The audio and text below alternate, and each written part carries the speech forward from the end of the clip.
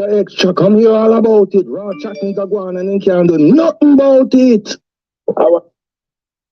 And dirty man that. Well, I feel like he should give her back the money and she needs to leave him alone because he's deceitful. You pay 2,700. I'm good for her because she should not pay no rent in her first place. I'm not supposed to pay the rent and then you help it.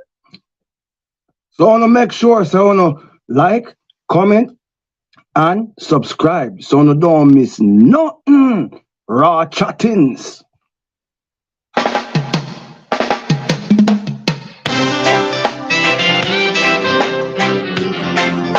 There's no use to chat with the devil.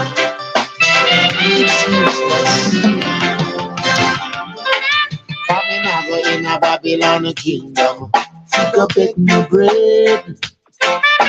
We now go in a Babylon kingdom. Pick up it new bread. For Satan company, they must snipers.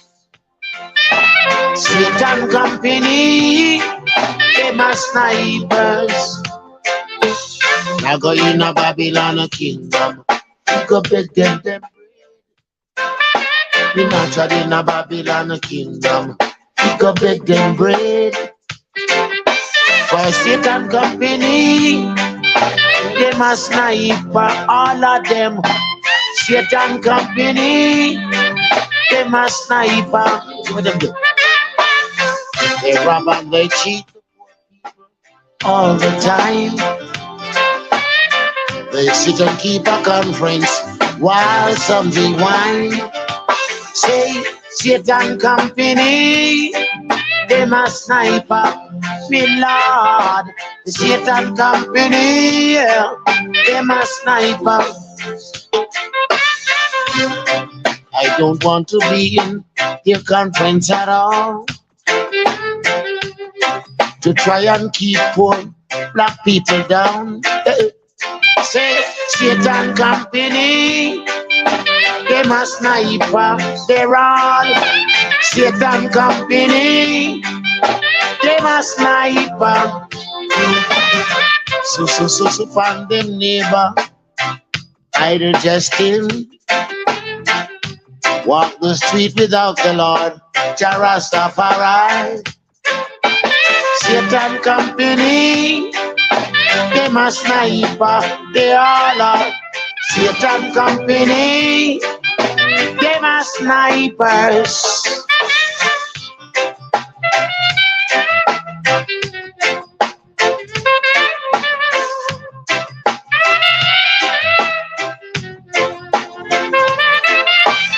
Satan company, them a sniper, oh Jah.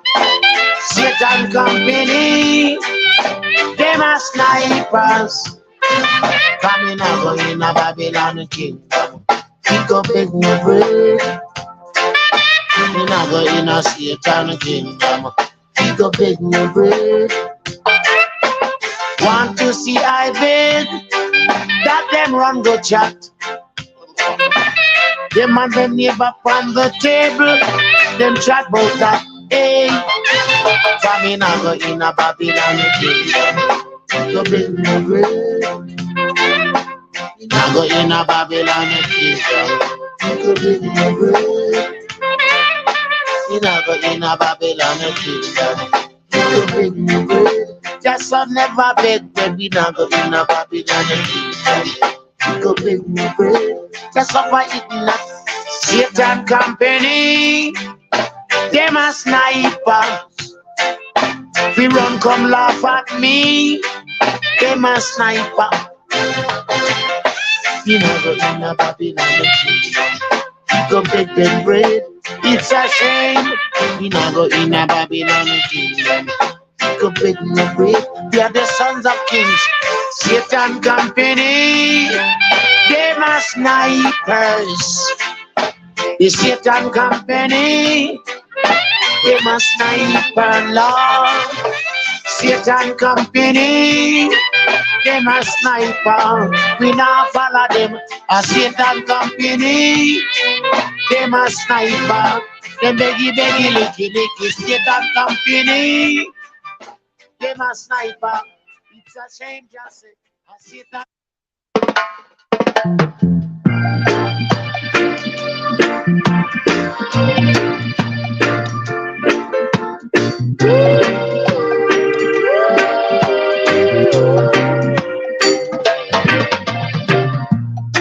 Man to man is so unjust.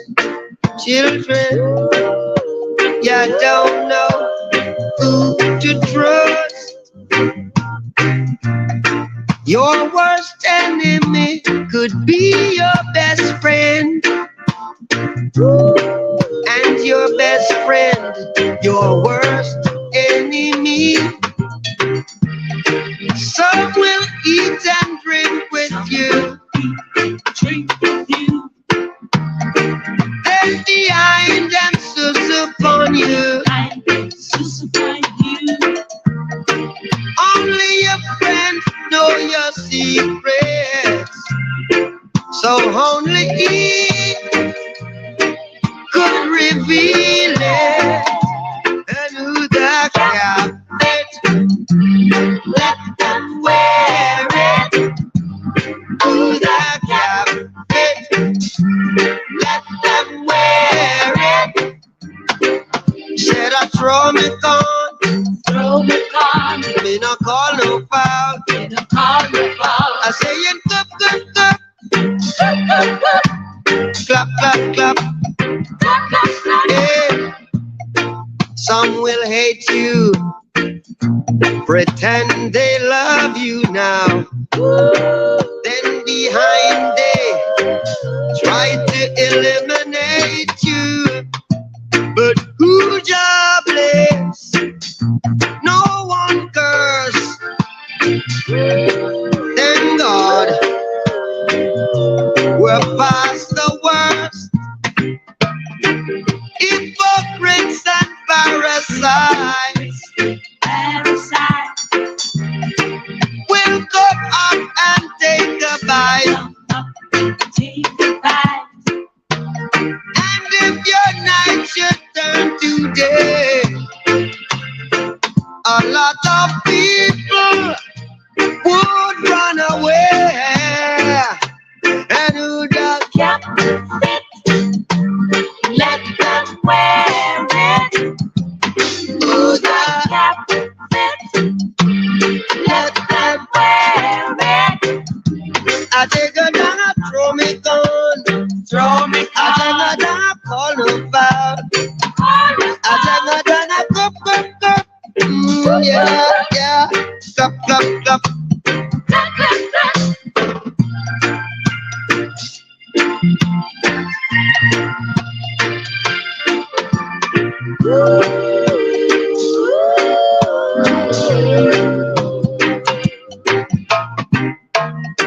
Some will eat and drink with you,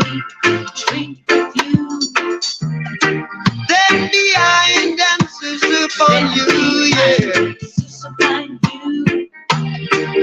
And if night should turn to day now, a lot of people would run away. And who the captain, let them wear it.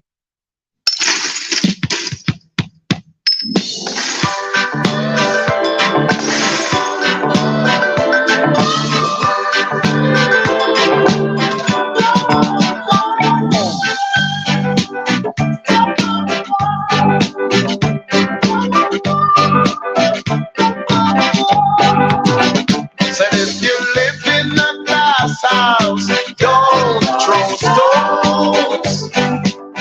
And if you can't take blows, brother, don't throw blows. If you live in a glass house, don't throw stones. And if you can't take blows, sister, don't throw blows. Harm no man, let no man harm you. Do unto others as they would do to you. And to every bald head, respect the Rasta man, cause he's the only man left on creation. creation. And if you live in a glass house, don't throw stones.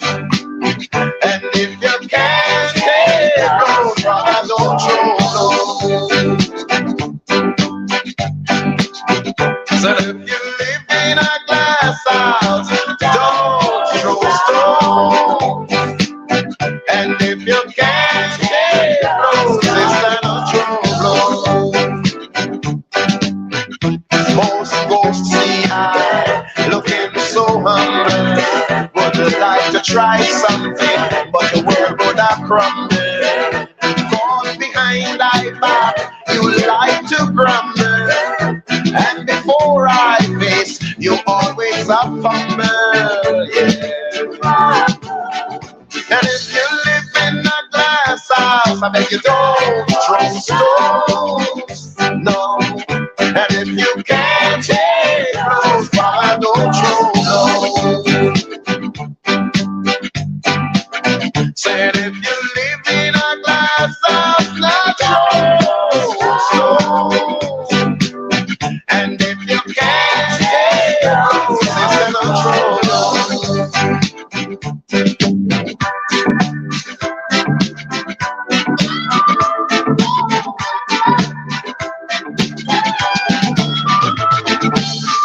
You build your world on lies and illusion, but you never know that this is the conclusion.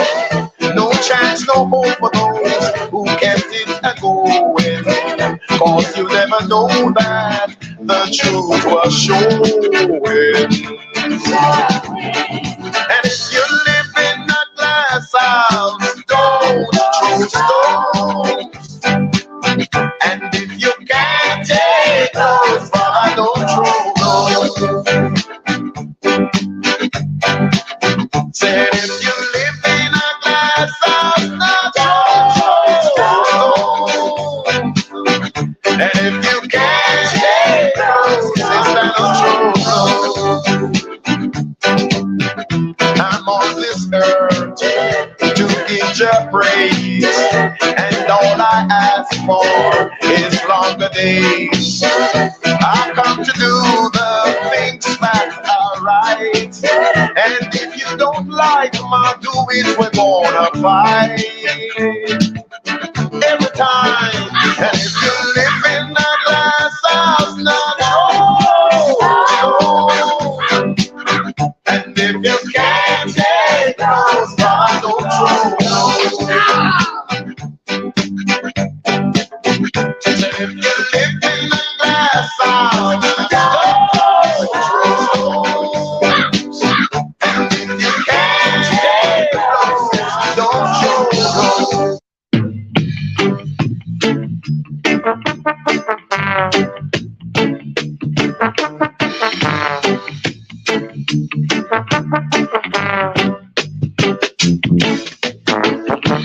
I man forward on a different scene. I man Cali weed. I man queen. Everything was irie, getting in the groove. I just come down to movement when someone said, don't move. Some boy do some YouTube sitting them shaky, them nervous.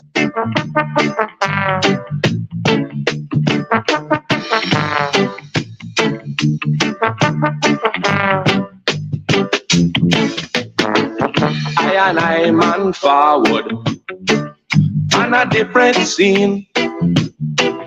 I man Cali weed. I man queen. Everything was irie, getting in the groove. I just come down to movement when someone said, don't move. Well, it must be a dopey or a gunman. I man not find out yet. I and I so frightened.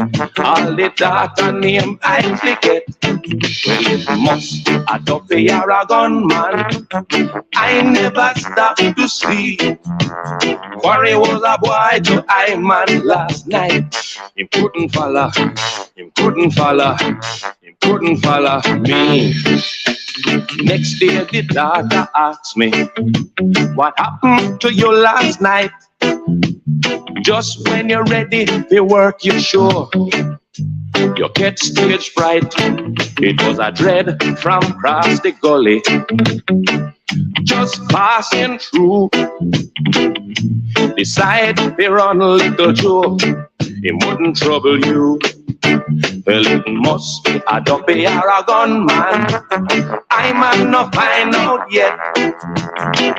I and I so frightened. All the daughter name I forget. Well, it must be a Duffy or a gunman. I never stopped to sleep. Quarry was a boy to I man last night. He couldn't follow, he couldn't follow, he couldn't follow me.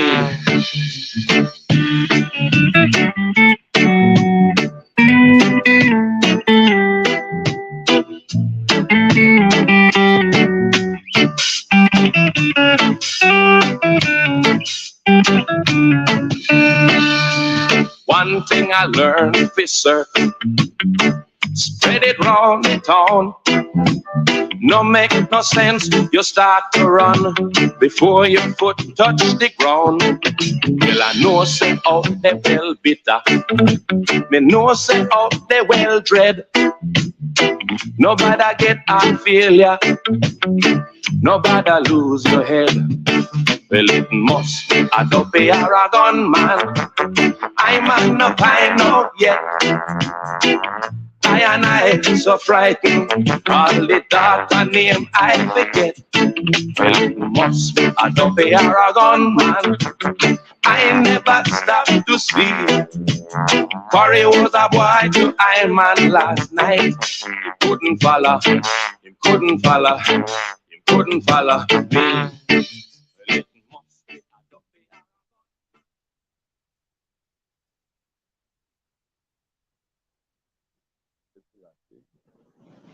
Now, what if a youth right now declare themselves Rasta?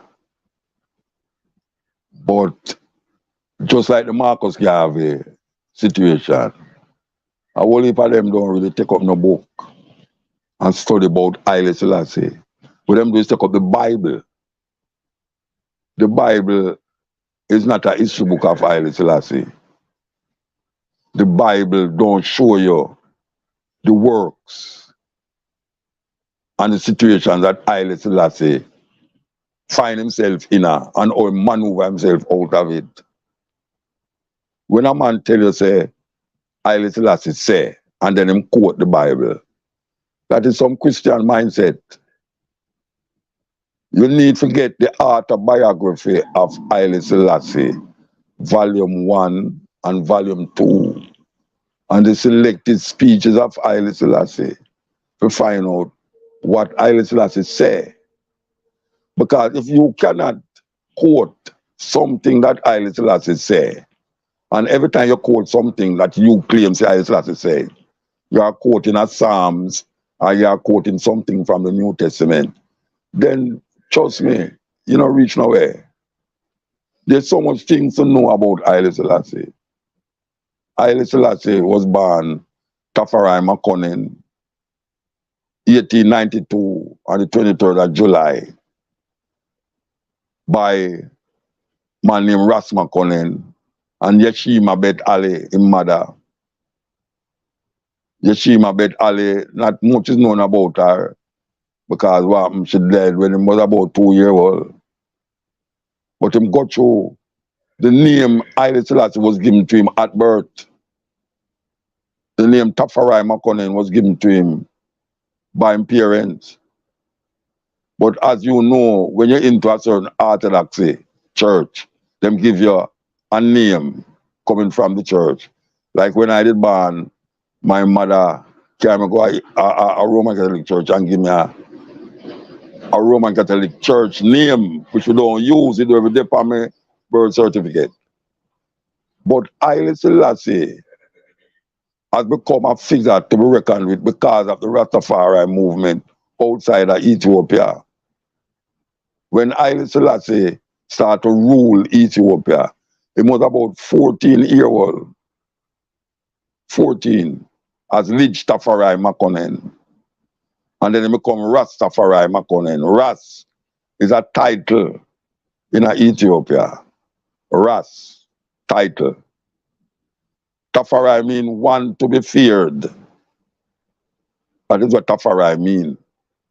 And in that time, when Menelik defeated the Italian army at the Battle of Adwa, and him start to rule and him start to get sick, him didn't need a person to take over from him. And him designated a woman by the name of Zardito, translated mean Judith. And she ruled as Empress of Ethiopia. Meanwhile, Rastafari was what we call king, not king of kings, king of Ethiopia. And he was the one who was doing the everyday work in Ethiopia until she died. And when she died, he was crowned Emperor Haile Selassie I, King of Kings, conquering Lion of Judah, elect of God. This is not Rasta pronouncing these things.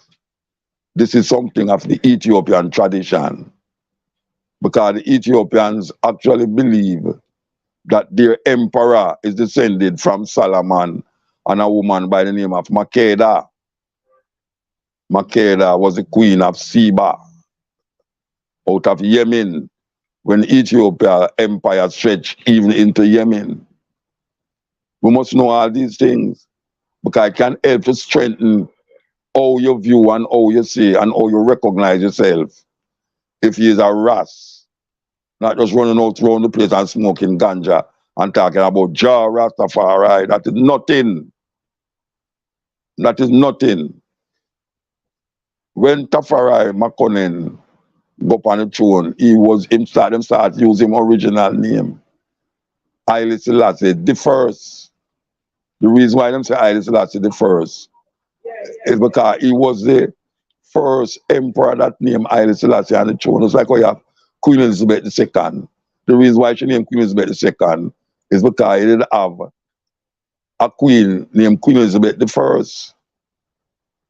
And when we look at the history of Ethiopia, and how Ethiopia fight against colonialism, against Italian invasion, and in 1935, when Haile Selassie went to the League of Nations to plead the cause of his people, when the Italians started the second time invaded, him asked the League of Nations, which was now, when them called the United Nations now, what must I go back and tell my defenseless people?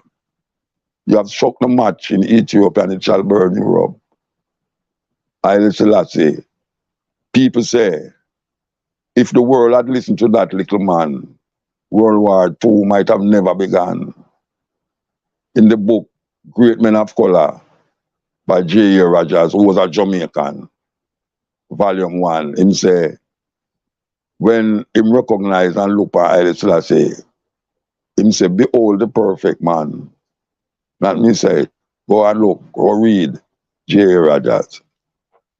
So when we say Haile Selassie, it's not something where we just raffle and pick it out our box.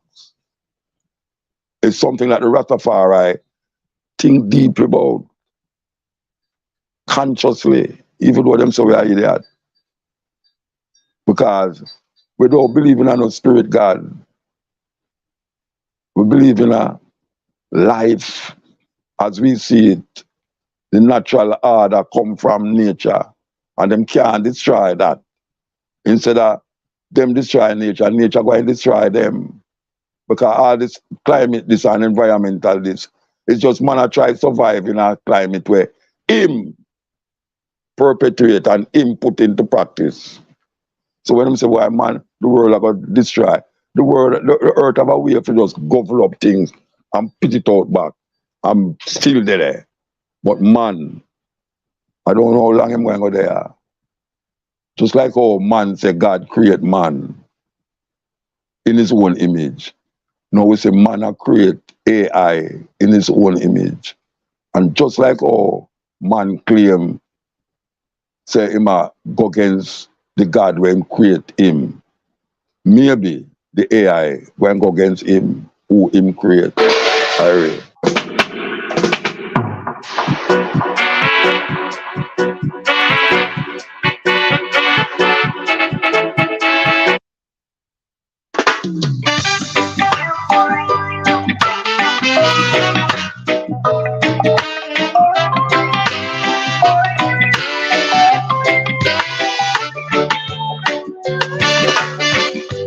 People talk, that's what they do, but they don't understand. Home is still a push and go through. Yes, they laugh, they call me names, but they just don't get it. Oh, them see me, I hold my head up just the same. When them see me, them just keep on talking. Me not see them, I just keep on walking. I got my pride, me not gonna show my bad side. Some of them see me as a big pushover. Left me for dead and think I'm gonna kill over. Oh no, not I and I will survive. Never let them get you down. Never let them see you frown. Never let them take away your liberty. Live your life and be free. Never let them get you down. Never let them see you frown. Never let them lead you astray. Starting today, live your life and live it your way. When you go through heartache, when you feel in pain, when you end up in a desert and I wonder why the hell it not rain. When them pass them judgments on every word left a stain. When them talk up the things them just to mash up your life and give you bad name. Them think you're weak, but I less of them blunder. Bad mind and think them left your business asunder. Don't give them that power. Show them you can be stronger. Just take up yourself and make the whole of them wonder how you get up when them a try keep you under. Don't believe their lies. Show them that you will rise. Never let them get you down. Never let them see you frown. Never let them take away your liberty. Live your life and be free. Never let them get you down. Never let them see you frown. Never let them lead you astray. Starting today, live your life your way. I say, people talk, that's what they do, but they don't understand. Home is still a push and go through. Yes, they laugh, some call me names, but they just don't get it. Oh, them see me, I hold my head up just the same. Some of them see me as a big pushover. Let me fit dead and think I'm gonna kill over. Oh no, not I and I will survive. Never let them get you down. Never let them see you frown. Never let them take away your liberty. Live your life and be free. Never let them get you down. Never let them see you frown. Never let them take away your liberty. Live your life and be free. Get you down. Oh no, no, no, no, no, no. Don't let them get you down. No, no, no, no, no, no.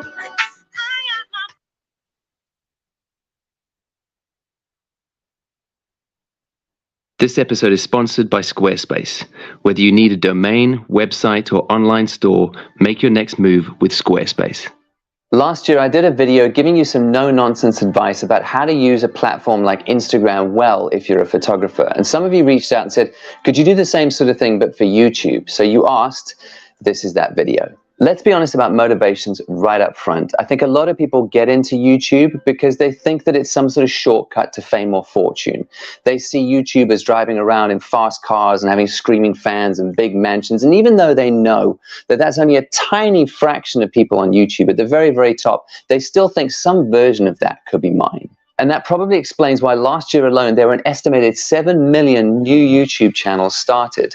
But I'm sure you can guess the sort of proportions that are still around and going strong today. The vast majority of those were abandoned like bad New Year's resolutions within a few weeks. And I think the reason is that people go into YouTube with unrealistic expectations for growth that aren't met early on. And so they get frustrated and just abandon the whole thing. In my case, when I started my channel, I saw very slow growth for that first year. Not a lot happened. And I think there's probably an algorithmic reason for that. Because if you think about it from YouTube's perspective, with so many new channels starting and just being abandoned within a few weeks, there's no incentive for them to promote your work, because they don't know if you're going to hang around. And so they wait. And I think they wait to see if you're going to stick around and post regularly and consistently over a period of time before they start pushing your videos to their suggested list, which is where most of us get our views and our new subscribers. So what can I tell you to get you through that first patch where you're putting out content, you're trying to be consistent, but you're just not seeing the growth? Acknowledging, of course, that all channels grow to different sizes and at very different paces. I think the best thing I can do for you is to give you some perspective and all the fame and fortune stuff, because I think it's the biggest reason people leave early on is unrealistic, unreasonable expectations. I'm not a small channel, but I'm far from being among those bigger channels out there. But in this sort of middle ground, I think I found something which works for me, where I'm able to support myself just producing the work that I love. I can keep the message that I have to give a primary importance, and hopefully in all the mess of this, I can also keep my integrity intact as well. So let's start out by talking about recognition, because I think it's one of the biggest reasons people get into YouTube is this idea that if I build a big following, I'll be able to get validation for the work that I'm doing, I'll be able to bring in new work, and I'll get respect in this industry that I'm a part of. I'll get to all that in a minute, but let me just say that when I started out on YouTube, my goal was not to amass a huge following. I had a simpler goal than that. My dream was that I could build enough of a following that I could support myself in producing the work that I love and saying the things that I thought were important to say. And that might not take as many people as you think it would. Starting out, I was heavily influenced by an article written by Kevin Kelly called 1,000 True Fans. And I'll link it in the description below so you can read it yourself. But he starts out the article by saying, to be a successful creator, you don't need millions. You don't need millions of dollars or millions of customers, millions of clients or millions of fans. To make a living as a craftsperson, photographer, musician, designer, author, animator, app maker, entrepreneur, or inventor, you only need 1,000 true fans. I'll let you read the article yourself and how Kelly defines a true fan and how all that stuff works out. But that was the article that meant that when I went into YouTube, I ignored the big subscriber numbers. I didn't really care about that, and it wasn't a goal for me. My goal was to cultivate that small core audience who would believe in what I was doing enough to support me to keep making that work. And we all know, don't we, that there's a big difference between that small group who Kelly calls true fans and those big subscriber numbers. They are not the same thing. I have approaching 400,000 subscribers on this channel, but I would be naive to think that those are all engaged and supportive followers. It's not the case. And I know that because of how we use the subscribe button. And I'm the same. I've hit subscribe on channels and then completely forgotten about them, maybe watch the odd video every now and again, which makes me an interested fan maybe, but not what Kelly would call a true fan, a real supporter of their work. So to give myself a slightly more realistic picture of what's going on, what I do is I look at the video in any given year that had the smallest number of views, and that's usually the update video I put out at the beginning of the year. And this year, the video that came out in January with an update for this channel only has about 30,000 views. Now, I'm not naive enough to think even that group are all supportive, engaged followers, but that's a better picture of how many people who are following along who are actually interested and wanting to check in on every video you do. And if you take a look at that, in my case, that means that less than 10% of my subscribers watch every video that I put out. And that puts things in perspective for me. And I don't feel bad about that, because taking a scan at a lot of my favorite YouTube channels, it seems to be roughly the same for a lot of people. All this to say that I've always tried to have a a sober view of the number of people who are following along and actually care about what I'm doing, because it helps me not to get inflated or ahead of myself. It helps me to remind myself that I'm after building quality, a core of people who actually care about what I'm doing. I'm not trying to inflate some big number of imaginary followers, because it doesn't mean what we think it does. I think there's also this belief that if we start a YouTube channel and get a big following, that's going to lead to more work. We're going to get lots of people who want to hire us because we get more recognition in the industry and people will want us to work for them. But that hasn't proven true for me for one very obvious reason, if you think about it. Who watches photography channels? Photographers. Who are the last people on the planet who want to hire photographers? Other photographers. That's meant that I have had little bits of work come in over the years. It hasn't been very much, but it's usually asking me to do some consulting work rather than actual photography. For example, sometimes companies will get on my early product photography videos and they will want to hire me to come in, not to do the product photography for them, but to train their staff who are already there to do product photography in-house to keep the costs down low. And they're asking me to come in not as a photographer, but as a teacher. And I suppose there's no surprise there, because that's what they've seen me doing on this channel, teaching people to do photography. The same goes for workshops. Other photographers won't hire me to come and take photographs for them, but they will hire me to come and teach them how to take better photographs for themselves. So in those situations, again, I'm not being hired as a photographer, I'm being hired as a teacher. And more than that, I'm also teaching up my competition, which means I'm not generating more photography work for myself. I'm actually teaching my competition to do a better job and get into the job market to potentially take photography work away from me. If you think about it, I'm doing exactly the same with this video. I'm trying to give you some perspective that will hopefully get you through your first year on YouTube and keep plowing away at your channel. But if I succeed, all I've done is I've created a bunch more YouTube channels out there, which will be competition for what I'm trying to do. I've thought all this through and I'm obviously fine with it because I keep doing it, but it is something to consider. When you take an honest look at the following you might have built for yourself on YouTube, you might discover that there are far less potential clients in there than you assumed, and that what you're actually doing is generating a lot of future competition for yourself. So what about notoriety in general? I had this question from someone on a live stream on Instagram the other day, and he asked, is getting into YouTube the only way to get recognition for yourself these days as a photographer? And I think there's this misunderstanding that if you get out there on YouTube and you get a following around something like I'm doing, like photography, that you're suddenly considered one of the greats in the industry. But I don't think that's how it works at all, at least not in any meaningful way. Yes, there might be people following you because you've started a channel on photography or painting or design, and all those people want to hear what you have to say, but you have to take a closer look at who those people are. And I know that if I'm honest, in my case, most of my audience are beginner to intermediate photographers who are coming up the ladder behind me. You have to remember that the great photographers don't care that I have subscriber numbers or have a following. Great photographers I respect, like Steve McCurry and Salgado and Annie Leibovitz, don't know who I am and shouldn't know who I am just because I have a following. On a platform like YouTube, it doesn't mean just because people decided to follow along to pick up some tips and tricks that I suddenly became a great photographer. That's not how it works. Yes, if you manage to build a following for yourself, you might find yourself being invited to speak at things like photography shows, but that's usually going to be camera companies inviting you to speak on their stages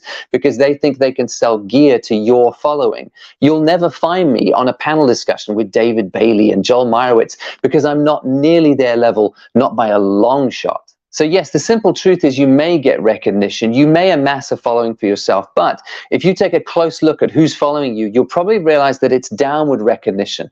It's recognition for beginners who are coming up the ladder behind you, who you're teaching and helping and encouraging and inspiring, and all that stuff is well and good, but it's not upward recognition. It's not the great photographers looking back who were impressed with your following because they couldn't care less, and it's not recognition in the industry in general. So again, it's important to have a sober view of what that following actually means about you as a photographer, because I think the work to becoming a great photographer is actually a totally separate pursuit, and it's the work of a lifetime. Getting a YouTube channel and having a bit of a following is not a shortcut to becoming a great photographer. All right, so let's talk about making a living on a platform like YouTube. And it's important to remind you that my goal was never fame or fortune. I had a very simple goal. I just wanted that small core audience who would support me enough that it would free up my time to produce the work that I love, to talk about the things that I care about. And I'm thrilled to say that in the last 2 years, I've finally managed to do that.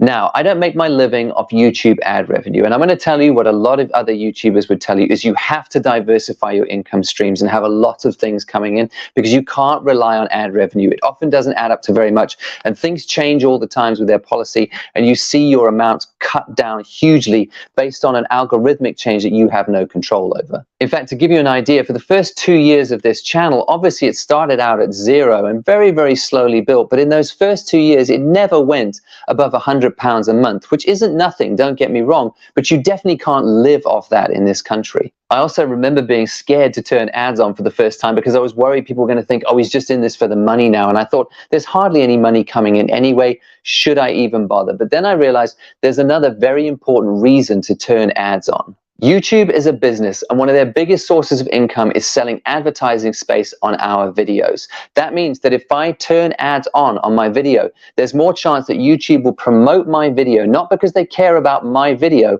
but because they care about keeping the advertisers happy and making sure as many people as possible see those adverts that are posted with my video. If I don't turn ads on, there is no incentive for YouTube to promote my work. You might be angry about that. You might feel it's unfair. I'm with you to an extent, but it is the way that it is, and we have to acknowledge that. So my choice to turn ads on was far more about getting my videos to be seen by as many people as possible than the tiny amount of money it brought in at the beginning. I'm still pretty careful about which ads I turn on because I don't want those ads to take away from your experience of watching my video. So I only do ads right at the front. I don't do mid-rolls or post-rolls, and I don't do overlay ads because I think it pulls you out of what I want to tell you. And you're going to have to make those decisions for yourself. How much is it worth turning on ads versus how much it's going to distract your viewers from what you're trying to tell them? One of the ways I diversify my income is by having sponsors on my channel.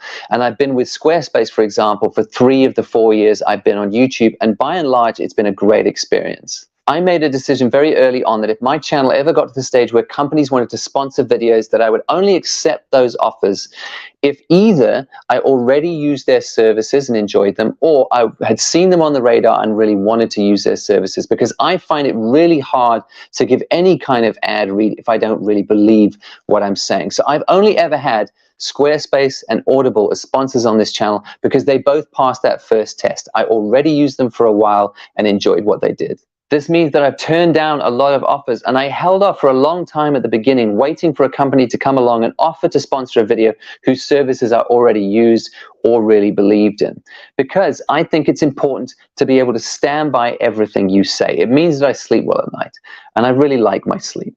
Just a warning that when you first start doing ad reads, people will push back in your comments and tell you that you've sold out and that you're a corporate shill. This is how I see it. I could produce videos and put them more in the format of a course and put them behind a paywall and charge you a fee to download them. Lots of people do that. It's definitely a better way to make money if that's your goal. But for me, it was always important that there was no barrier to entry, that these should be free for everyone to watch for all time, anywhere in the world. And so there are these companies who are saying, we want to pay you for your time. All you have to do is put 45 seconds in there where you talk about our product for a bit. And I think it's a great win-win. They get their advert, I get my time paid for, and you get to watch content that hopefully you enjoy free of charge. To further diversify my income, I also sell a limited edition book of my photography every year, and I sell prints from my store. And those of you who buy that stuff are those true fans that Kelly talks about. You're the ones who support me so that I get to keep doing what I love and everyone else gets to enjoy it for free. I also run workshops and do talks, and that brings in some extra income. And then there are those of you who hit the join button on this channel. That also brings a bit extra through, and I really appreciate that. And then there are those of you who go the extra mile, those few, and you know who you are, who go to my channel and donate every time I post a video. And for all of you, I can't say thank you enough, because it's in the mix of all those things that I can keep myself going. Even after 4 years and approaching 400,000 subscribers and 90 videos on my channel generating a little bit of ad revenue and passive income the whole time, it is down to those 1,000 true fans that keep me going, that keep me able to support myself. And that's where you need to focus when you're starting your YouTube channel. And it's taken me all of these 4 years to slowly build this thing up to the point where it sort of works now. And I tried a lot of things in terms of diversifying income along the way that really didn't work. I tried more regular workshops. I tried one-to-one sessions sessions. I did Skype portfolio reviews. I even almost switched on Patreon at a point, but for various reasons, those weren't the right mix of things for me. And you'll have to experiment a lot as well and find the right mix that works for you. That mix of things where you can keep paying your bills and keep doing what you love, but also that means you don't distract from the message that you're trying to give and you hold your integrity. One of the tests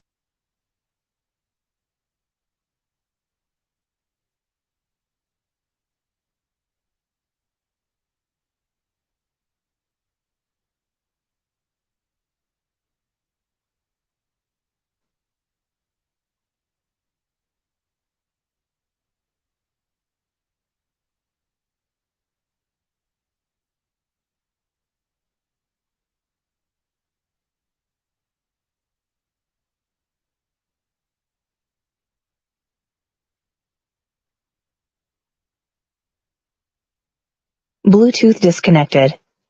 Bluetooth connected.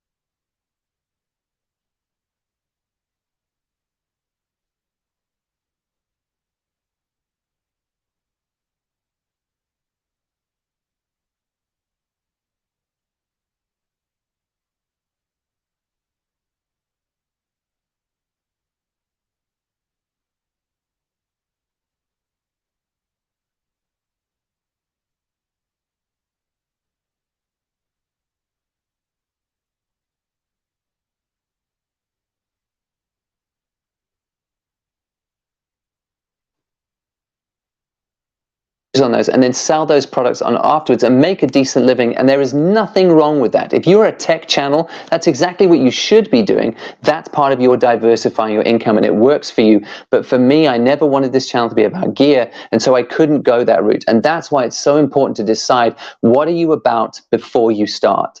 The point is you have to draw your own lines and make your own decisions about what mix of things you're going to build around your YouTube channel that support you, but that don't take away from the main message that you want to give. Personally, I'm not very financially ambitious. I know that's not a popular viewpoint, but I've never wanted fast cars or big mansions. That stuff really doesn't interest me. I just wanted to be able to support myself, making the stuff I love and saying the things that I think are important. And after 4 years of YouTube, I finally reached that point. Can you see the subtle difference in that? I had a reasonable target. It wasn't open-ended. It was an actual number. I knew what my rent and my food and all my other little bills came up to in a month, and I knew I wanted to put a bit away in savings because I wanted to be responsible. But that actual number became my reasonable target for success on YouTube. So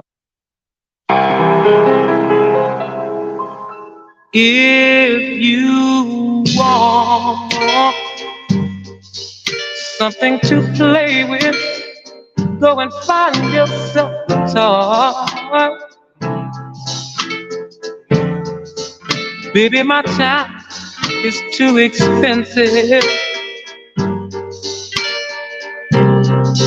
and I'm not a little boy.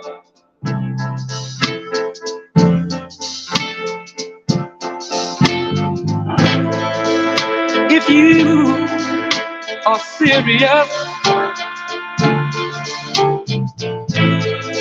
don't play with my heart, it makes me furious. But if you want me to love you, then baby I will.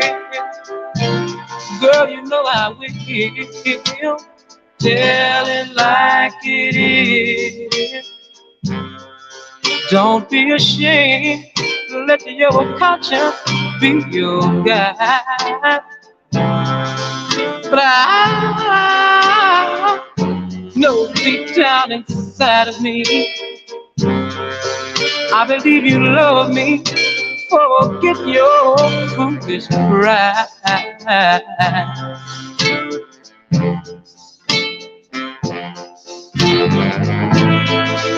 Life is too short to have sorrow.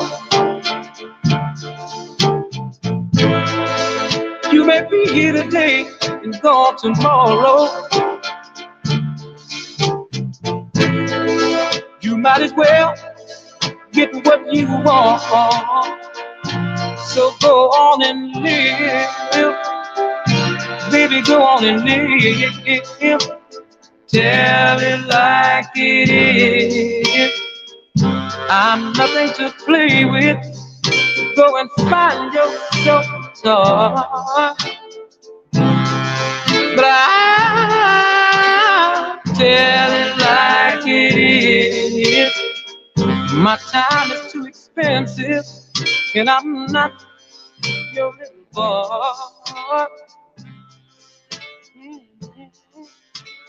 Tell it like it is.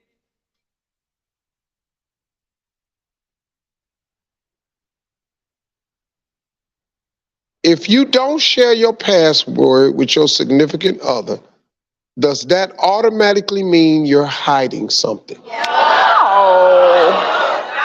No. Listen, sharing passwords to anything is 100% hell no. No, just don't do it. It's not even a question. No, we're all individuals. We all deserve our privacy. If you can't trust someone, then you shouldn't be with them. Yeah. I thought I heard somebody hear people slipping into their DMs. People reacted to it. But no, I wouldn't. I don't think it's necessary. I think, it seems a little childish to be like, you have mine, I have yours, or, some type of lack of trust. And I did kind of go through that phase with my boyfriend where I was like, I think I should have your information, But was it because you thought he was sneaky? We was having a moment, and I don't mind to admit that. Like, I had a moment where I was like, a little too many googly eyes in these comments. Maybe I need to see what's going on. But to me, that I had to check myself that was an indication that maybe we needed to have a communication conversation as opposed to a conversation about passwords. Right. Being sneaky like that is never sexy, you guys. Insecurity is never sexy. That is going to turn it off immediately. Okay, come on, Jimmy. I'm going to be a little bit different. Personally, for me, I love the freedom of knowing that I'm not doing anything. So anybody I date can see my phone. They know the password to my phone. If they something, God forbid, something happens. And I've never asked for passwords because if I got to a place where I was asking for your password, we'd be having a whole separate conversation way before that happened. Yeah. So I would be gone. If I'm feeling insecure in the relationship, something is not right. Yep. Wow. I don't even need your password. It's a bigger issue than that. Wow. 100%. Yes.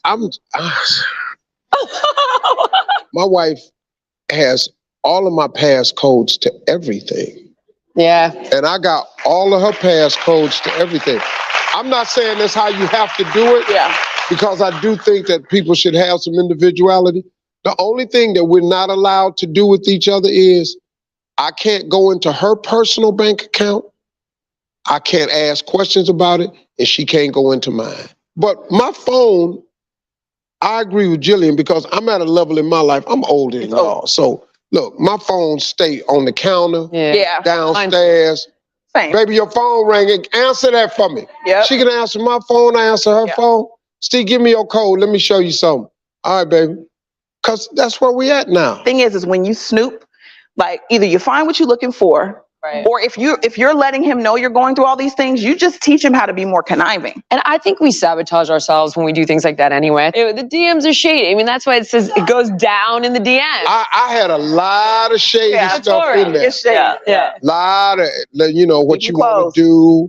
I know you say you love her. No. I really do. I really do love my girl. I really do. I really do love her. I really do. I ain't playing. Plus, I'm 62. Yeah. I messed around and got too close to the gate now. Yeah, I done lived longer than I got left. I know that. I ain't got 62 more years. I mess around, man. I'm gonna mess around. I'm gonna go to heaven. That's all. I'm just trying trying to get there now on purpose. Like if I'd have went to heaven before, it would have been by accident. Like I'm actually trying to go on purpose. A new book. Heaven on purpose. Heaven on purpose. That's what you ain't, girl. You better give me that. My new book is gonna be called Heaven on Purpose. There you go. Okay. Hey, ladies, this is one of my favorite panels. This is one of my favorite panels. I enjoyed y'all. Thank y'all for coming. Thanks for stopping by. We'll be right back, everybody. Hey, you made it to the end of this video. I got a lot more that you're going to enjoy. So just click to watch the next one. And make sure you subscribe to always know what's happening. DJ Carter, are you play the biggest bit of them? Why hit the small but touch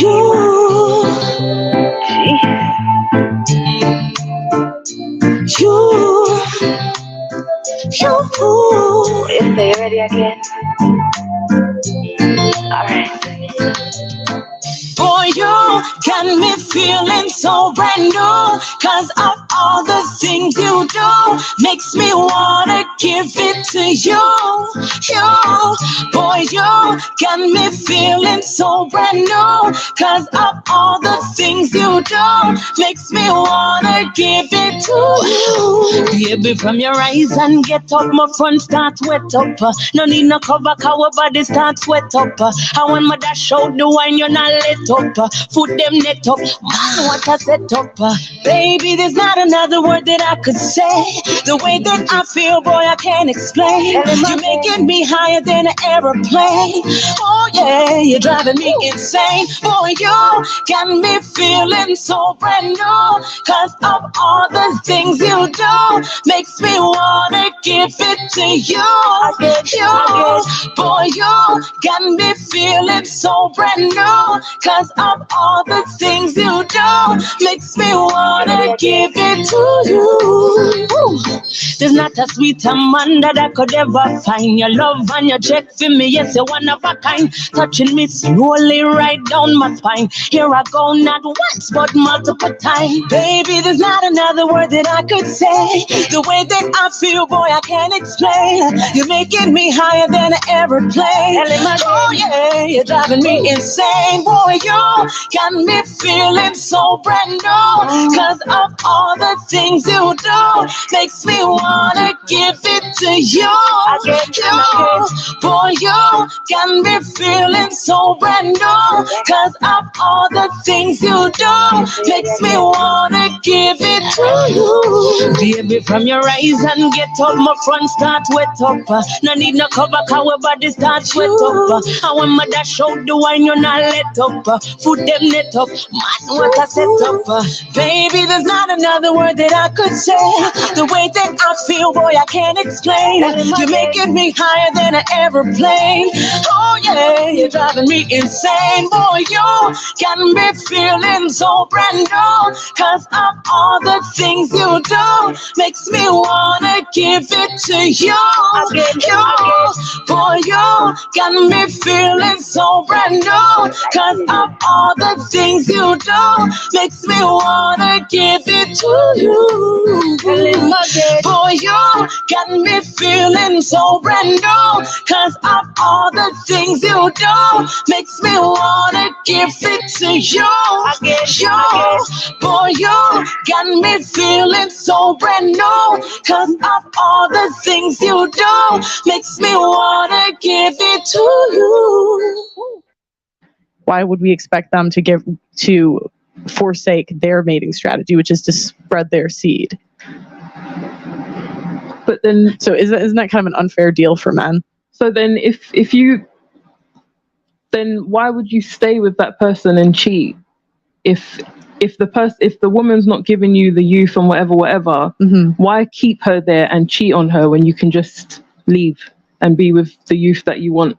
That's my thing. Like, I don't understand. You could, but I'm saying, well, is it fair that women expect it over a certain age? That's the question. Because you give your best years to someone else. So she's talking about going into a new relationship. Yeah, I know, but if you go into a new relationship and say this is the car and the car has been used for the last 15 We years. don't have expired date, honestly speaking. Like, who said that we gave our best to someone else? I don't even know my maximum or my best. Probably I never done to no one my best because I don't know. I give, honestly, I loved someone before. I don't know if I get the maximum I can. I don't know. Maybe I'm going to find tomorrow a man I'm going to give actually the best of myself. Who said that I already gave to someone else? It's about what they think's the best. It's not about you because you're not the one buying. So the guys think is the best. Men, yes, what they think is the best.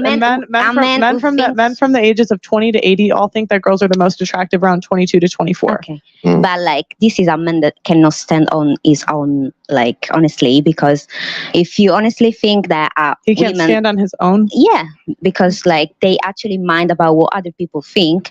Because if you're telling me that after like you're shaming men for their standards. That's shame. It's shame and self-guilt need to be right. that's just my point of view. I'm saying that I don't have an expired date. That doesn't mean that after, because I had 6-year relationship, I gave my best to someone. No, like if a man think this, it means that he's not that confident to like get my best. Because if you are a proper man, you're gonna get my best. But see, that's shame. If you're saying like, I'm not shaming. No. I just don't want it. I'll tell you why. Because you're saying if you're a real man, if you're a proper man, then you would think like me. But that's shaming men for what they want. It doesn't have to think like me. I just don't want a man that think in this way. Just give me alone. Do you know what I mean? I want a man that it comes with confidence. Say, I'm gonna get the best of you. Point. Like I'm not aspiring like just because I'm 30 or. Yeah. Do you think you determine what the best years are, or do you think they determine what the best years are? I think we pick each other. We should actually pick the best for us. Me and the man also. Okay. What do you think? I think it depends on the situation. It depends on your ages, where you're at in your life. Obviously, men prefer younger women.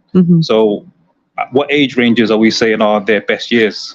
I mean, it's different for. I didn't say an age. So you could say 40, you could say 45, you could say 35, you could say 30. That's I don't tell the men what to think. So if they're 40 or they're 45, on average, men prefer younger women and women prefer older. Men.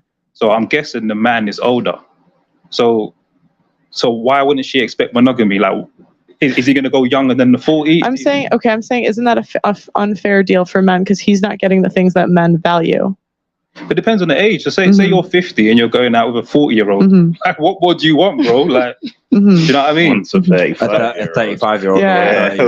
You should have went for a 30-year-old. So why did you go for the 40? That's the point. That's why I said it depends on the age. But the question, so the reason I asked this is because I think a lot of women would have better results if they took that off the table. But they think they're a higher value than they are because they're selling the same price they had at 22 that they are asking for at 35, 45, even though they're on sale, they're on discount.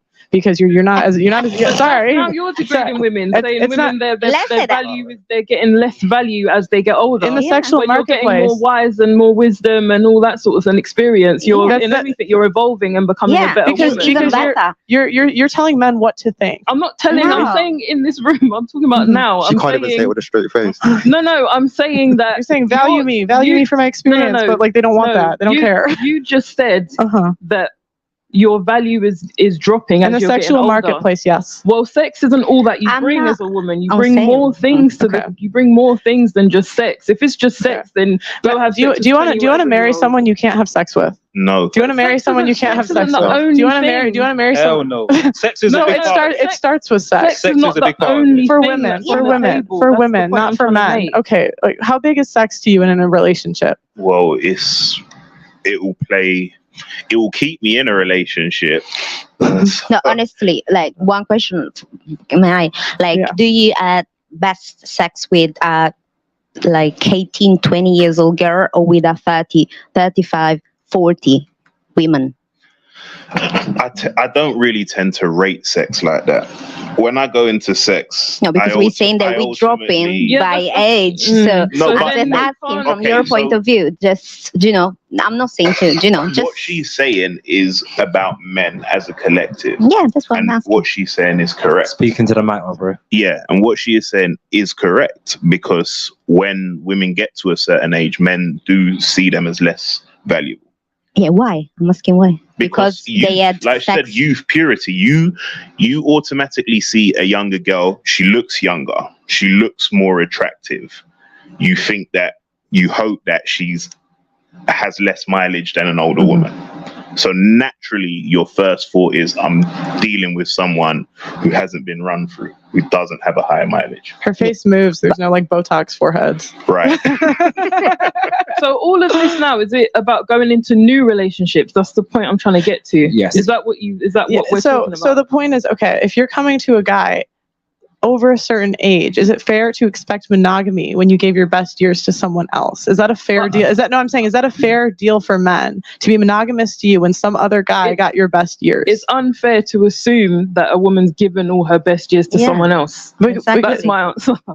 But you're telling men what to value. No, I'm not telling men. I'm saying it's unfair to assume that a woman has given her best to someone else. Okay, so that's like going up to guys and they're saying, hey, you know, I like 22-year-olds, maybe 27, 22 to 27. That's what I think's the best. And then you're going up to guys and saying, well, that's not my best years. I think my best years are 30. When they're like, not really. When you say best, what do you mean? The exactly? most valuable. The most valuable. But valuable in what way? In the market wants it the most. Okay, so are you talking about bearing children or bearing children? The way you looking younger, bearing children, the way you look, less bodies.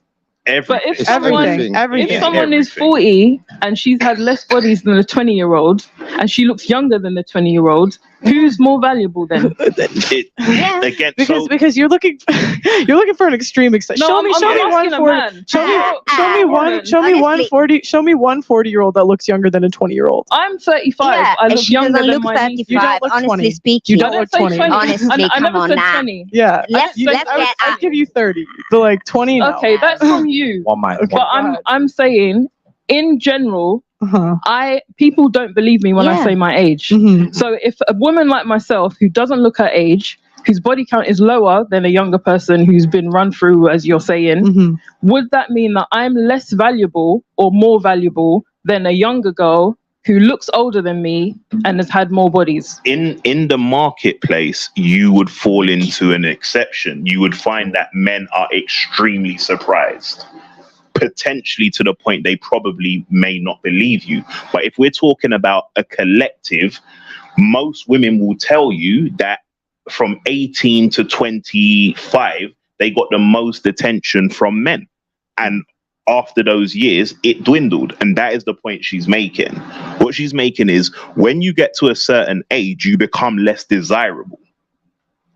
I can't relate. Because you're not a man. You wouldn't relate because you're not. Yeah, because you're not. But you are the exception, and that's why it's blowing your mind. Well, but even at 35, 90% of your eggs are gone by 30. So if a guy, but no, why does that matter? I don't. Because we want to bear children. We want a legacy. Because okay. No, but I was talking and you interrupted me. I said 90% of your eggs are gone by 30. So if a guy's looking for a wife, he wants someone that can give him kids. So you're less valuable because you are less likely to give him kids, and you are more likely to lie about your body count. So you could say, oh, I have a low body count, but the guy's not going to believe you. He's like, 35, you've been in the streets for 15 years? Yeah, okay. Well, I don't see the sense in lying, but I'm speaking like I said, I'm the exception or whatever. My eggs dwindling after 30, I think that's really awful to say that a woman's value is less because her eggs. I said in the sexual marketplace. Okay, well, in the sexual marketplace, a woman's value is less because her eggs, whatever, because someone could be 18 or could be diagnosed with an illness and they can't have kids ever. Or there's probably women that don't even want to have children and they're living their best life. Okay, but when you're arguing the extremes, that means because you don't have a good argument, because that's not the rule. And you know, I'm just throwing it out there. I'm just saying it's a bit odd to put. Go ahead. Yeah, can I just say that I don't know why women just don't get it, because is it women or me? Could just say me. I actually agree with you. You're not the only. Everyone to say you, I'd say you, but I'm just saying women as in general, because it is because at 35, right, you can be looking good at 35, and you can get with a man at 35, and say you're gonna get with this man, you're gonna have a 5-year relationship with him, and then start having kids. Think about you're 35, you're going to start having kids at 40. It's not going to be the same as somebody who is 20, being with that man for 5 years and having children. It doesn't matter how good you look. It doesn't matter about your body, because you can't beat biology. That's what's going to happen. No, but see, this again, like what you're saying, Andy, is a great point. It's like women don't get it, and the facts are, it's like women can come out and say, I want someone who's 6 foot plus tall, that drives a nice German car, that makes X amount of money.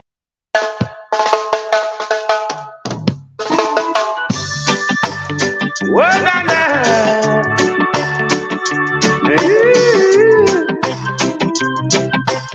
oh, yeah. Yeah, na, na.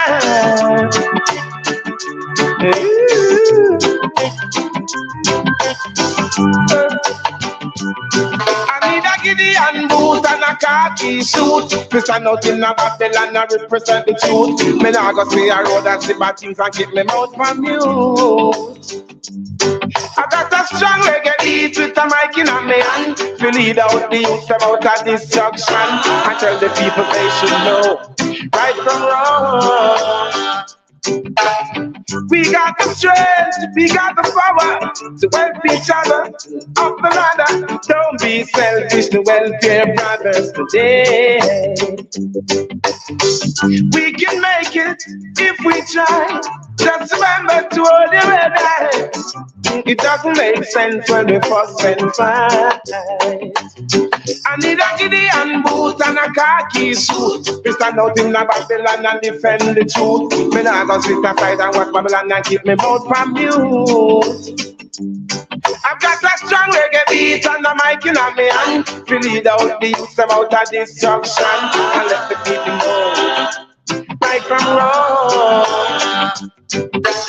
Oh, you believe in love will get a blessing from above. No, you believe in love. Oh, you believe in love will get a blessing from above. Oh, you believe in love.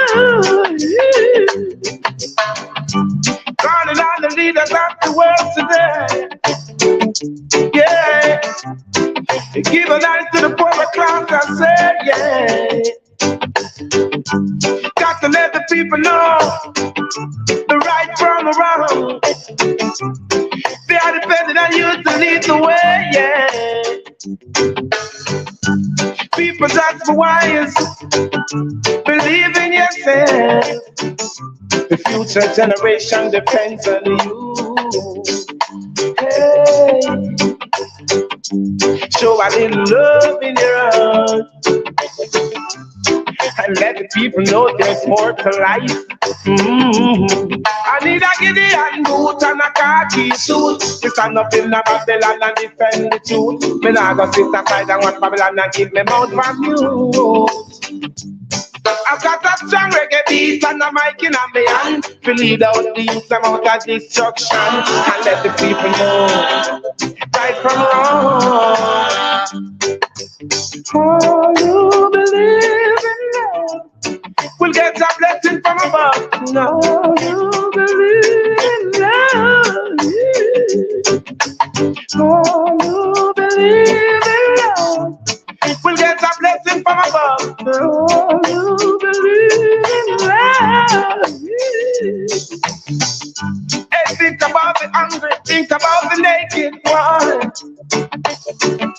Hey, think about the fatherless and the motherless. Think about the gun you send out coming back at you. Oh, yeah. Hey, think about the next generation to come. I need a Gideon boot and a khaki suit to stand up in the Babylon and represent the truth. Alright, I know me now go turn around and keep me mouth from you. I need a thing where they beat with a mic in my hand.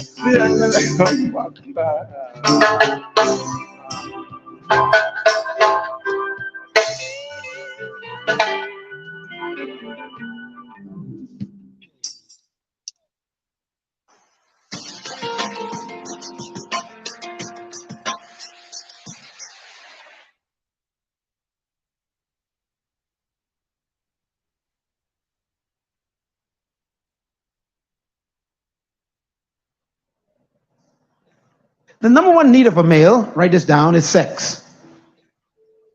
Write that down. You need to know that. The number one need of a male is sex. I didn't say the number one need of a man, because a man is spirit. A man needs God. But the number one need of a male is sex. Why? Because the male is designed by God to be a progenerator. That means the male is always full of seed. His purpose in life is to provide seed. That's why every male right now is carrying 500 million sperms in his loins right now. He's a seed carrier. So his number one purpose in life is to provide the genes or the generations or the generations, the genes for the generations. So a male is designed by God to produce generations. That's why when God wanted to create a nation, he never went to a woman, he went to a man, because a man carries the generations. He said, Abraham, a nation shall come from you, and Sarah will incubate the nation. So the man needs sex. The man doesn't want sex, he needs sex. Say he needs it. Men don't want sex, they need sex. A need is something that helps you function. A car doesn't want gasoline, it needs gasoline. If you don't have gasoline in the car, it stops functioning. A need is not a want. Men do not want sex, they need sex. Don't look at me so funny, lady. Say hallelujah anyhow. I'm trying to give you some education so you don't get in trouble. Now, because a man number one need is sex, because he's driven by the divine purpose to produce seed. That's why men have no cycles. A man have no menstruation cycle. He's always ready. All the time, every day, all day, anytime, anywhere. The guy's ready. All the men say, right on. Don't look so quiet on me now. Come on, brothers, help me out here. Help me out here now. So you see, a man ain't got to build up the sex. He's just ready. And he ain't got no cycle. So he's ready even when you are not ready. Creates a problem. Now, most women who are married, especially you Christian women, some of y'all think that your husband got a demon. What's wrong with you, man? You had it last night. This morning again? What's wrong with you? And yesterday you had it, the day before. You're sick, man. I'm going to pray for you. I'm going to take you to Pastor Matthew and cast out this nymphomaniac demon. You are full of the devil. And so you take your husband down to the office. You make an appointment to see Brother Matthew and say, Pastor, my husband have a demon. He's a nymphomaniac. He won't leave his hands off me. You got to pray for him. Cast the demon out. And Brother Matthew says, I got the same demon.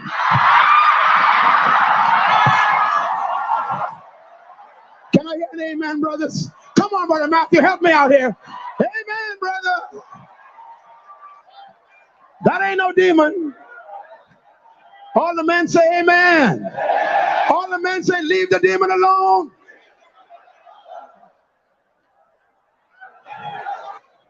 Your husband is not sick. He's normal. And if anybody here want to be too spiritual, any brother want to be too spiritual, if you don't have this same desire, you need prayer. Now, the question is, why is a woman's need not sex? A woman's number one need is not sex. Now, she likes sex. Sex is good for a woman, and she enjoys it. But it's not her motivational need. A woman's number one need is not sex. Write it down. Her number one need is affection. Affection is not sex, brothers. As a matter of fact, sex is the result of affection to a woman. If you give her affection, you'll get your need met. Now, some of you ladies need some help. You go to bed in the night, you got on all this clothes, socks, long mitten dress, tam on your head. You got wrapped up all around your body. The guy got to fight to find something. I mean, you got to stop this. All the men are shouting now, boy. Ladies, you want to be a good wife? Make it easy. Go with nothing on. Say good night, baby. Come on to bed. I'm talking to wives now. If you ain't married, this ain't for you. Some men feel like they are raping their wives. Ladies, you ever wonder why Paul says your body's not your own? Because sometimes you don't feel like it. The problem is he always feels like it. Now, women have 4 seasons: summer, winter, autumn, and spring. So men, you got to be sensitive. When it's winter, leave her alone. Buy her flowers, kiss her, hug her, but don't touch her. That's winter. You're out in the cold, brother. Control yourself. Right, mama? You acting so spiritual now. You know it's true. When it's winter time, baby, you don't want nobody to touch you right now. It's winter. Then there's autumn. Autumn means that things begin to change, begin to warm up a little bit, but you still ain't interested right now. Then spring comes. Spring means everything's coming back to life, baby. You just get it on here. Then summer comes. Oh, it's so hot. She grabs you in the bed. Come on, yeah. And then there's winter again. You out in the cold again. So men, we got to be sensitive. Even though you're ready all the time, she ain't. A good marriage is built on a man who understands sensitivity and a woman who understands the need of a man. Now, I'm going to tell you something, ladies. A man doesn't want sex. I like what Paul says. Paul says, don't you be spiritual now, ladies. Talking about going on missions. I'm going to fast and pray for 3 weeks. I'm going to just, what? The Bible says, don't you go and fast and pray unless you first ask not God, but your husband. So you can't tell your husband, the Lord told me to fast. You got to tell God, your husband told you you could. That's what the scriptures teach. And then the Bible says, and after you finish fasting, after he allows you to go and fast and pray, it says, hurry back to the bed. Why? Because Sister Mabel in the church will provide what he needs if you don't. Don't look at me funny.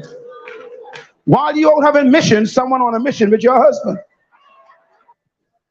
Because he doesn't want it, he needs it. Oh, I got 4 more to give you, but the time's gone. Okay. Let me just close by saying this, ladies and gentlemen. Marriage is an honorable thing, but the bed is undefiled. You keep it pure by understanding the needs.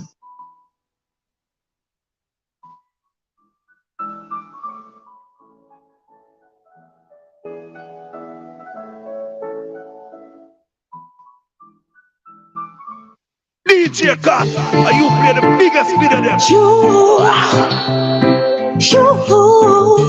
Why is this no because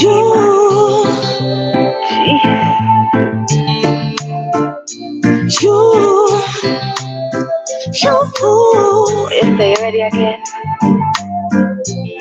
Alright. Boy, you got me feeling so brand new, 'cause of all the things you do, makes me wanna give it to you. Boy, you got me feeling so brand new, 'cause of all the things you do, makes me wanna give it to you. Baby, from your eyes and get up, my front start wet up. No need no cover, 'cause our body start sweat up. And when my dash out the wine, you're not lit up. Foot them net up, man, what a set up. Baby, there's not another word that I could say. The way that I feel, boy, I can't explain. You're making me higher than an aeroplane. Oh yeah, you're driving me insane. Oh.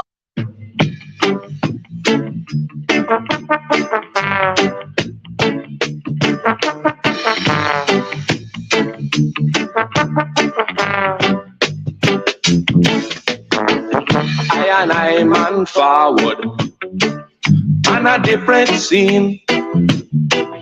I man Cali weed. I man queen. Everything was irie. Getting in the groove. I just come down to movement when someone said, don't move. Well, it must be a dopey or a gunman. I might not find out yet. I and I so frightened. All the data name I forget. Well, it must be a dopey or a gunman. I never stopped to see. Quarry was a boy to I man last night. He couldn't follow. He couldn't follow. He couldn't follow me. Next day the daughter asked me, what happened to you last night? Just when you're ready to work your show, you get stage fright. It was a dread from across the gully, just passing through. Decide to run little Joe, he wouldn't trouble you. Well, it must be a dopey or a gunman. I might not find out yet. I and I so frightened. All the data name I forget. Well, it must be a dopey or a gunman. I never stopped to see. Quarry was a boy to I man last night. He couldn't follow. He couldn't follow. He couldn't follow me.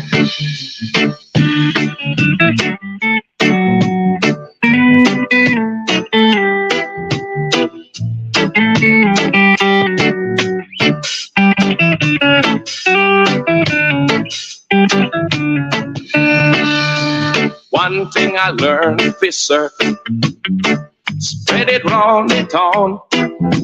No make no sense, you start to run before your foot touch the ground.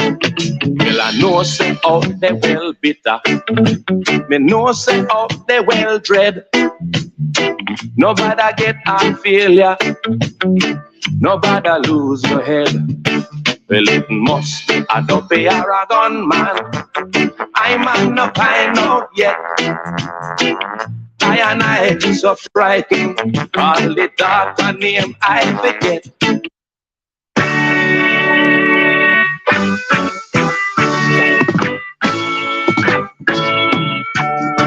Sitting in the morning sun and watching all the birds passing by.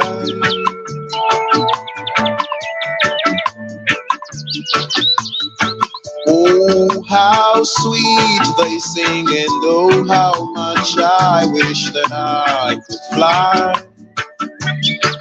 And I tried, I said I tried, I really tried, but I got to pick myself up, dust myself off, start all over again. I got to pick myself up and dust myself off, start all over again. Sitting in the midday sun and wondering where my meal's coming from.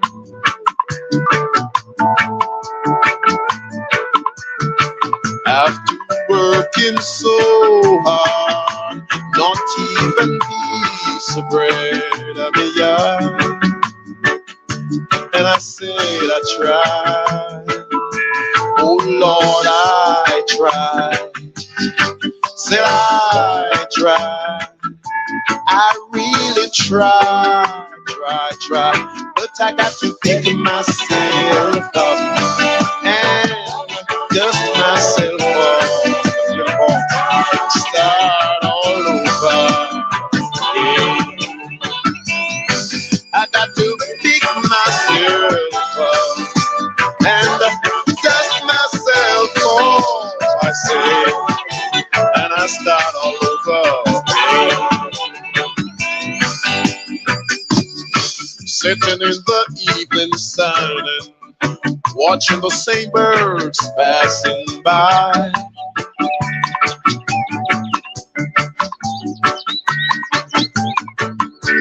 Sitting there wondering and waiting for the time for me to fly.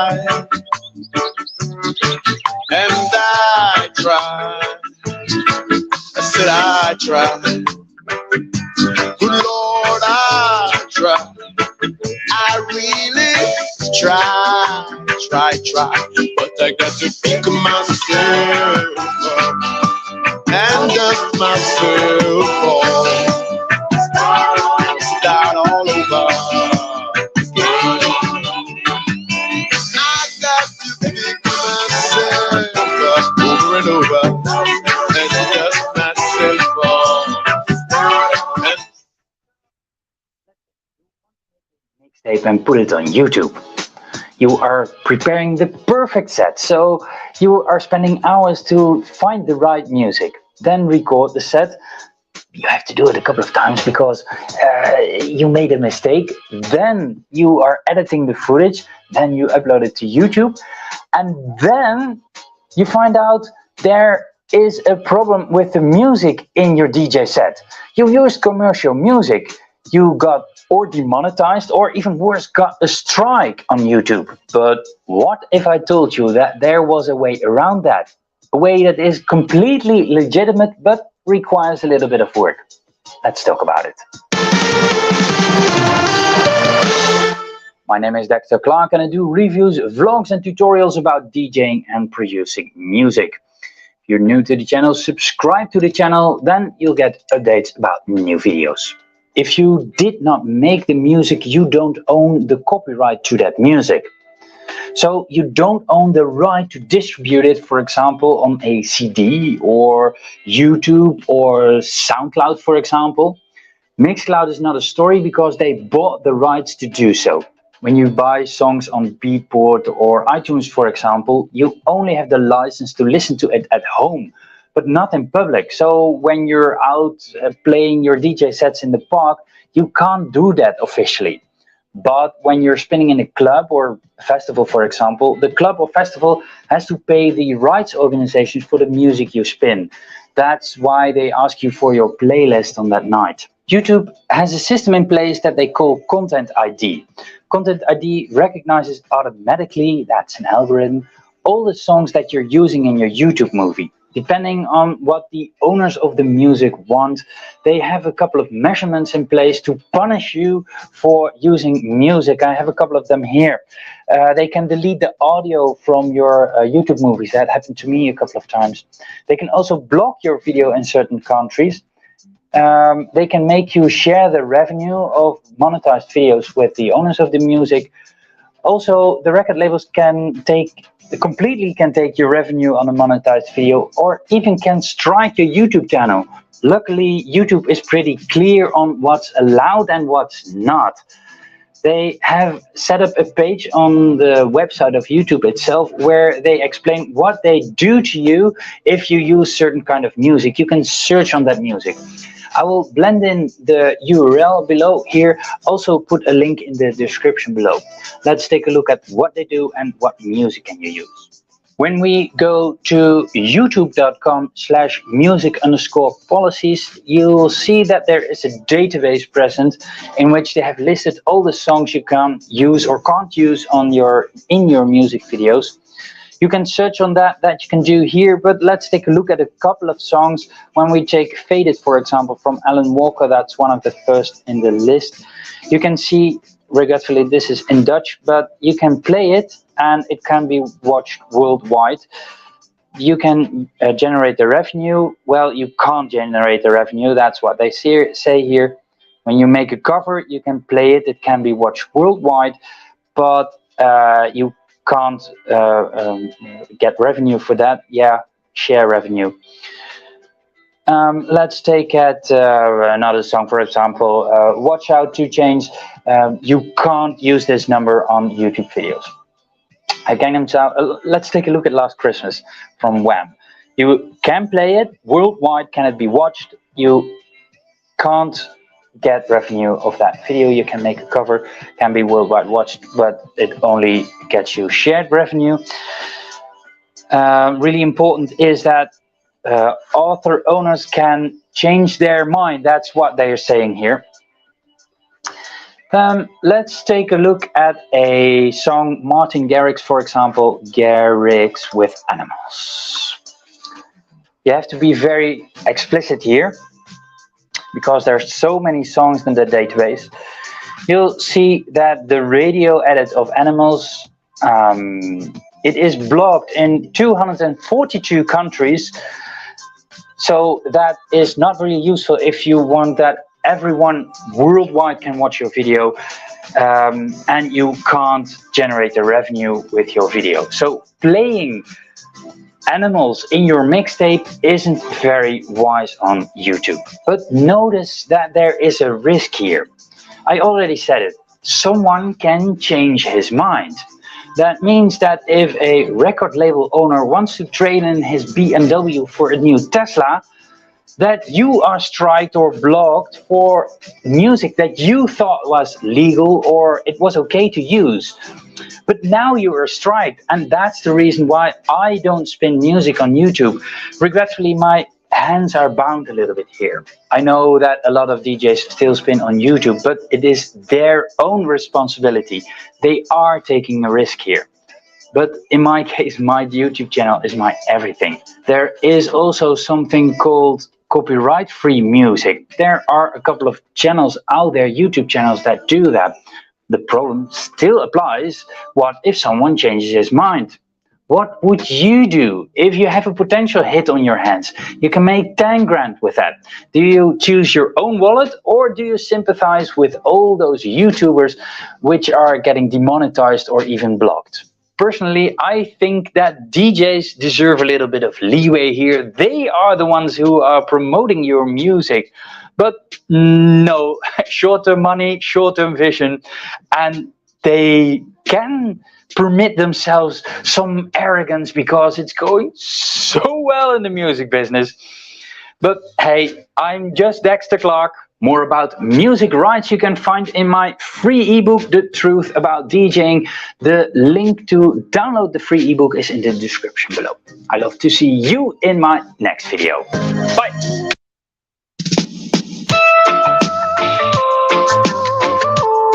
Now in comes the musical thing from the King's Offspring, Jesse Rock. Some people you're right, and them still choose to show you hate. Run them out of your yard. From them I play bad young, I them a backbiters, hypocritical to sideless. We call them modern day Judas, the spreaders of rumors. Oh, them a backbiters, hypocritical to sideless. We call them modern day Judas, spreaders of rumors.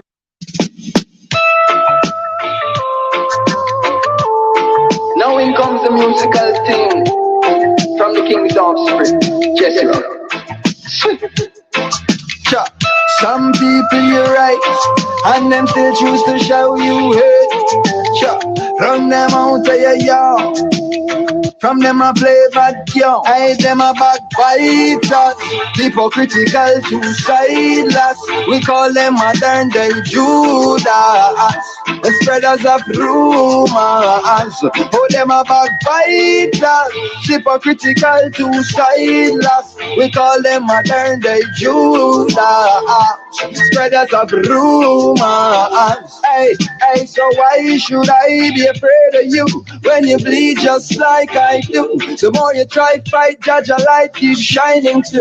So I've got no time for you, cause in my view you wanna step in on my shoe. You wish you never leave alone and feel so damn confused. How every day you wake you ache because you know you're fake, and every step you take I bring you closer to your grave. But I am like a column when I easily shake. The certain say I'm feeling on a who can't take. We guided by the monster, defender of the faith. Yes, ordained to be great. Oh, them a backbiters, hypocritical to sideless. We call them modern day Judas, the spreaders of rumors. Oh, them a backbiters, hypocritical to sideless. We call them modern day Judas, spreaders of rumors. But your teeth and tongue gonna let you down.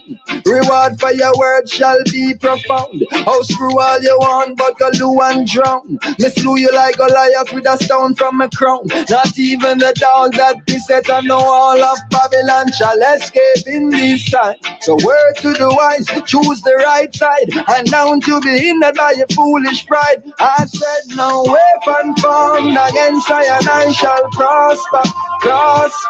So tell me some force right and more God have disrespect and face disaster. Cause them a backbiters, hypocritical too. And I just want to thank each and every one of you for being here. Thank you so much. For those of you who came, thank you all so much. Hypocritical. I'm gonna be ending this one. We call them modern day Jews. Spreaders of So to everyone who came out, I say thank you. concoctions, you can't give me split. I hope that you got something from this raw chat. Even cash use. Straight from raw chattings. But I can't forget what I done to the Jews and what his friends did to the Topics that all in the many, if not most, salute me, them can't pollute, cause them stay far from. Hypocritical, two-sideless. We call them modern day Jews. Look forward for more. Spreaders of rumor. Look forward for more in the near future. Hypocritical, But two-sideless. in the meantime, Modern day. I say thank you all for being here. It's been a pleasure to have your presence. And if you haven't seen me hail you up, please forgive me because We call them. this is a pre-recorded. Thank you all for being here.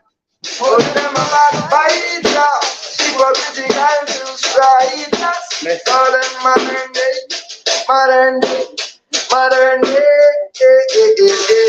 And I don't trust no politician. They all lack vision. We the children of today are on a mission to fulfill the promise of tomorrow. Rastafari lead the way, care not what anyone say. Love, love, love. That's why